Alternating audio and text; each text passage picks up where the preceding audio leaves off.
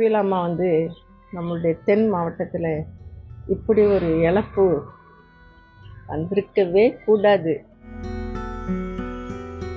IAS என்ற அதிகாரி என்ற ஒரு தோரணையே இல்லாமல் மிகவும் எளிமையாக பழகக்கூடியவர்கள்.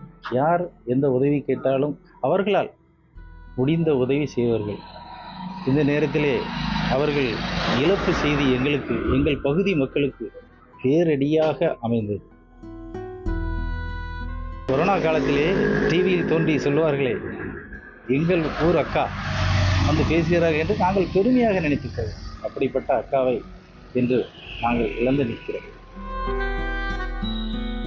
தூத்துக்குடி மாவட்டம் நாசிரேத்து பகுதியில் உள்ள வாழையடி அகப்புகுளம், இதில் ராணி வெங்கடேஷ் ராஜேஷ் அம்மாவுடைய வீடு இருக்குது. பண்ணை வீடு, இதுதான் பண்ணை வீடு, அவங்களுடைய சொந்த வீடு.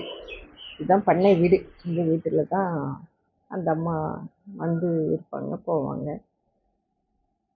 அவங்க வராங்கன்னா ஏழைப்பட்டவங்க எல்லோரும் வந்துடுவாங்க பார்க்குறதுக்கு. அவங்கள பார்த்து பேசிட்டு என்னென்ன அவங்களுக்கு உதவி கேட்குறாங்களோ அதை கொடுப்பாங்க.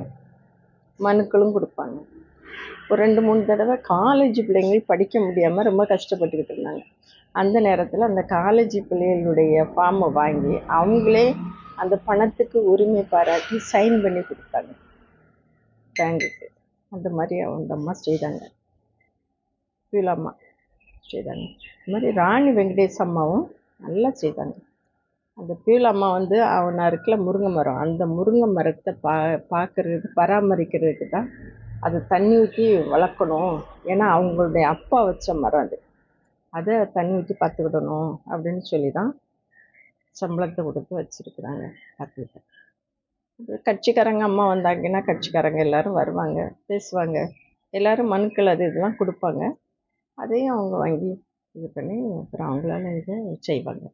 ஆனால் பீலாம்மா நம்மளுடைய தென் மாவட்டத்தில் இப்படி ஒரு இழப்பு வந்திருக்கவே கூடாது. இன்னும் கடவுள் அவங்க படித்து இங்கேருந்து இது பண்ணி மெட்ராஸில் எம்பிபிஎஸ் எல்லாம் முடித்து எல்லாம் செய்திருக்காங்க. ஆண்டவர் அவங்களுக்கு எவ்வளோ அறிவை கொடுத்துருக்கிறாரு பாருங்கள். ஒரு பகுதியாக கொடுத்த அறிவை அவர் இது பண்ணிட்டாங்க. இன்னும் கொஞ்ச நாள் அவங்க இருந்திருப்பாங்கன்னா நம்ம தென் பகுதியில் ஃபேமஸாக இருக்குங்களா, ஒரு கலெக்டரமாக ராணி வெங்கடேஷ் எம்எல்ஏ வீடு, ஐஜி வீடு அப்படின்னுட்டு அந்த பிள்ளை வரும்போது எவ்வளோ அழகாக இருக்கும். எத்தனை கார் வரும்.